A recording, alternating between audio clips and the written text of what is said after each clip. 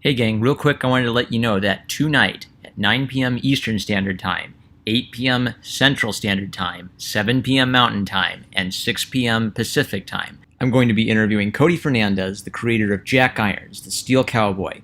There is an Indiegogo campaign to fund Issue 2 and physical copies of both Issue 1 and 2 for those who pledge $25 or more. Link in the description below. With that, here's my thoughts on queer theory and G.I. Joe. Hi everyone, it's your boy number one Marmaduke fan here. I just watched Diversity in Comics video, Why Did Aubrey Sitterson's SJW take on G.I. Joe fail? Oh, you know, no reason, lol. And in it, Diversity in Comics mentions little details like how the Joe's phrase, Yo Joe, has its own big goofy red, white, and blue lettering, and some little cutesy things like Quick Kick, the psychopath, threatening to kick two big bad guys, and then the bad guys running away like they're scared. So this sort of silly Billy humor, and kind of campy, kind of cheesy, and something clicked for me that things are always clicking for me on this channel. But it reminded me of my time having to learn about queer theory in SJW art school. And the reason I haven't talked about queer theory much on this channel is that I somehow got an A+ in that class without understanding one word of the essays I was reading in queer theory. I was like forcing myself to read them and comprehend the words. I'd regurgitate in my essays, and then I'd forget everything about queer theory, and I was never really sure what the heck I had just read. And unlike feminism, where I can at least kind of wrap my head around the idea of they're talking about a patriarchy, they believe the patriarchy is oppressing women, I can kind of sum that knowledge down into a few paragraphs or a few sentences and say, okay, this is what feminist theory in art is. I'm not really sure how to parse down what queer theory in art is yet, but I do still have my, since I save everything, I still do have my collection of queer theory essays. So the thing I want to float here is that there is a decent chance that Aubrey Sitterson has been informed by queer theory, regardless of whether Aubrey Sitterson, like me, had the misfortune to sit through a queer theory in art class. And the reason I say that is that queer theory is obsessed with camp, and it sees it as something politically viable for the, what would you call it, the intersectional left, especially the queer LGBTQ dimension of the intersectional left, is very fascinated with camp culture. And I think that G.I. Joe is a reflection of this, and Thundercats is a reflection of this, where normal people look at G.I. Joe and Thundercats, and we may laugh at a few of the little, 80s goofiness in some of those shows, but we mostly appreciate them as fun fantasy adventures, all-American adventures.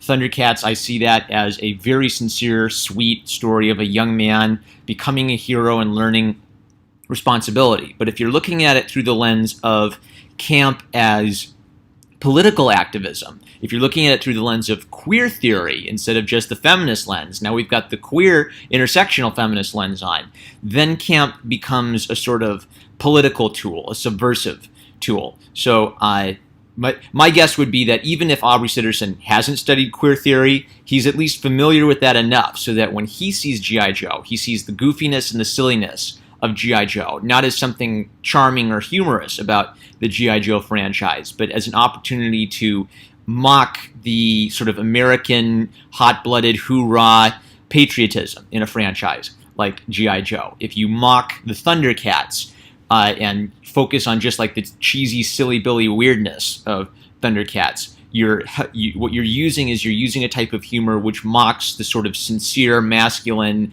coming-of-age story of the original Thundercats. Now, since I've kind of admitted that I don't really understand what the heck the astute kind of postmodern queer theory essays were trying to communicate to me, I still think it will be important for me to try to dig into those again and make some sense of some of it. But for now, I'm just going to use a fake news piece to try to help illustrate my point. So we're looking at Slate and archive.is. I have archived Postcards from Camp by J. Brian Lauder. And in this little Slate whatever piece, he's responding to an essay by Susan Sontag Notes on Camp. Now, of all of like the SJW left-wing art stuff I had to read, Susan Sontag isn't a bad one to read. She was a very political leftist, but it actually does a pretty good job of kind of walking you through what Sontag thinks camp is and how to define it. Because think about it. What's the difference between something being cheesy,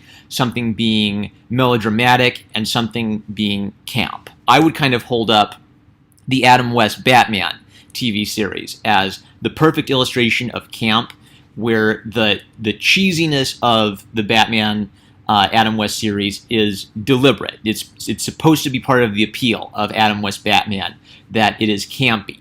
But something could be cheesy or silly unintentionally if you start out sincerely wanting to tell a beautiful story, like whoever that guy was who did The Room, and then everybody ends up laughing at it. Your intention wasn't to make a camp masterpiece. It sort of by accident took on that aspect. So as I understand it, Sontag kind of sees camp as a way of looking at the world. It's been years since I read Sontag's essay, but I'm not going to focus on that now. I'm focusing on J. Bryan Lowder's response to Susan Sontag. And as I was reading this is also just a great illustration of the nastiness of the political left. And let's just read and you'll see what I'm talking about.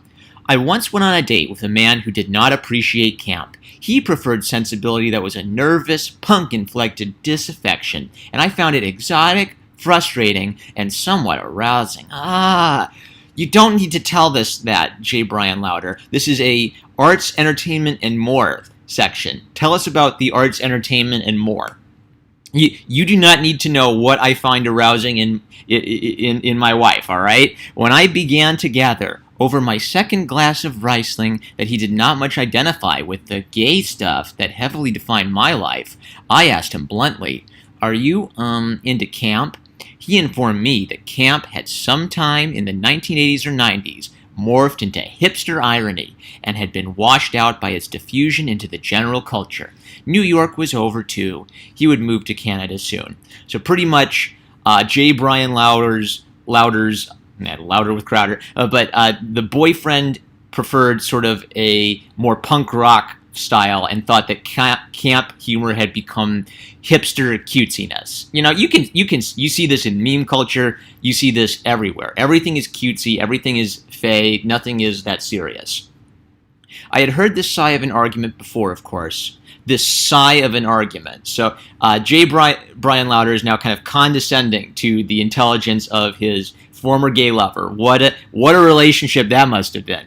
But it struck me as particularly disappointing coming from one ostensibly of my tribe. Boy, how do I join the big gay tribe? Do you guys like dance around the fire and beat drums or something?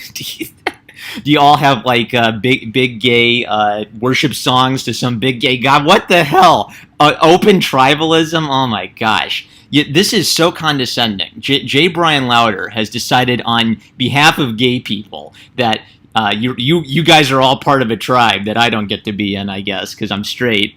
Someone who by right of birth should get camp. So J. Bryan Lowder is literally saying that as a matter of how his gay lover was born, he's supposed to understand certain things about camp culture. So for J. Bryan Lowder, talking about camp, when people who are sane talk about camp in like Batman, the Adam West show, we're talking about just something humorous, right? But in this planet, camp humor has taken on a political, cultural dimension to it that is actually purely definitional to being gay. There's something, if you're gay and you don't get camp, there's something wrong with you. You've abandoned your big gay birthright, according to J. Bryan Lowder. In retrospect, though, I realized that my sadness was misplaced. We weren't really talking about camp at all. We were talking about campy. And pretty much the rest of his argument is about trying to flesh out this so subtle a distinction. I don't know if it needs to be made, but in Lowder's view, camp is a way of looking at the world. Camp B is a bit more affected, and then he blasts Susan Sontag's essay, Notes on Camp. his way of describing her is so concerning to me. He calls her like part of a larger cultural epidemic. Her Susan Sontag's essay have infected your mind.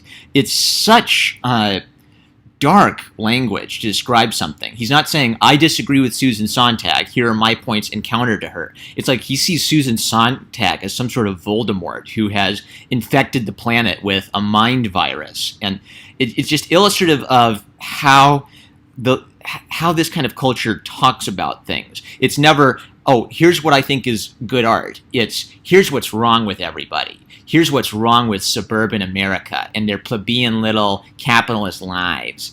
And even though Sontag's a leftist, Lauder's happy to describe her in the same sort of hi ambulance, go save that person. But there's no peace in the left. There's no friendliness in the left. It's always, you're a problem. You're infecting people. Let's get past some of this, though. So then Lauder goes on to talk about the 1958 movie Auntie Mame, and he kind of uses it as an illustration of what camp is and how sort of over the top and silly and affected and anachronistic that movie is. It's pleasurable and fast paced, and it's a blast to watch, but it's also kind of silly.